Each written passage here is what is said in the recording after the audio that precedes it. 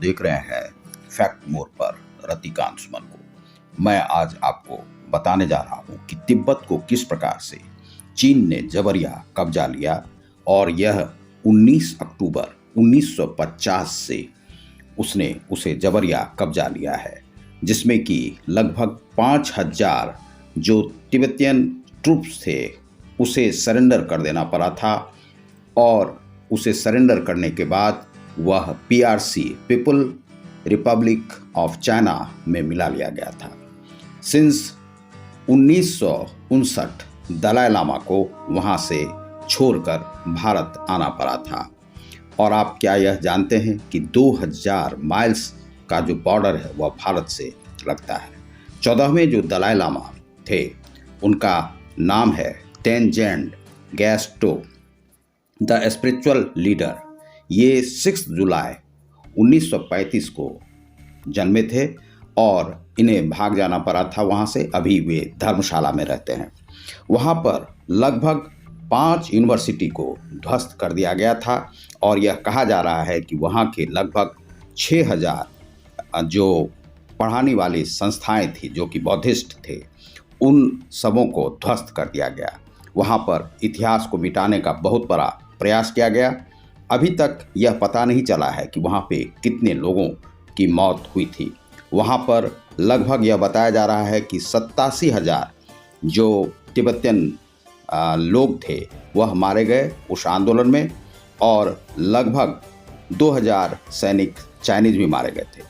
यह सूचना जो मिल रही है जिसमें कि कहा गया है कि 15 लाख लोग लगभग वहाँ पर तिब्बतन मारे गए हैं और लगभग कुछ लोगों का कहना है कि 46 मिलियंस लोग लगभग मारे गए हैं।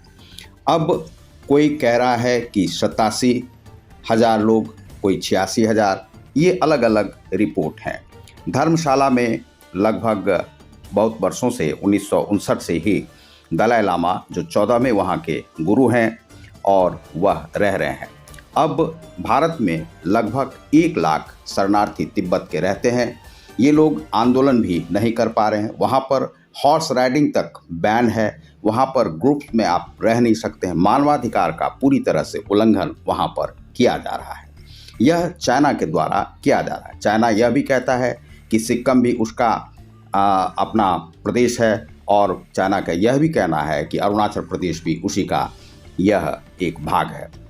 चाइना अपने विस्तारवादी नीति को कभी भी छोड़ना नहीं चाहता है।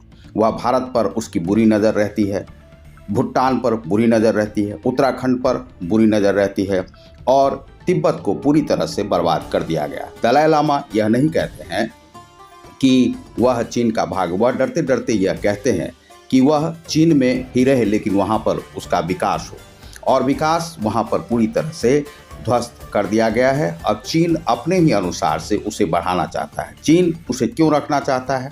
यह एक स्वतंत्र राष्ट्र था। 1913 से ही उसे ब्रिटिश और चाइनीज़ के बीच में एक समझौता हुआ था जिससे उसे कुछ इस प्रकार के जो समझौता करने पर वह एक स्वतंत्र राष्ट्र बनाया गया था। लेकिन अब वहाँ पर चीन का राज है। वहाँ पर झंडा तक आप नहीं लहरा सकते हैं। वहाँ का जो झंडा है उसे आप नहीं। आप देख रहे हैं फैक्ट मोर। मैं हूँ रतिकांत सुमन। बहुत बहुत धन्यवाद। नमस्कार।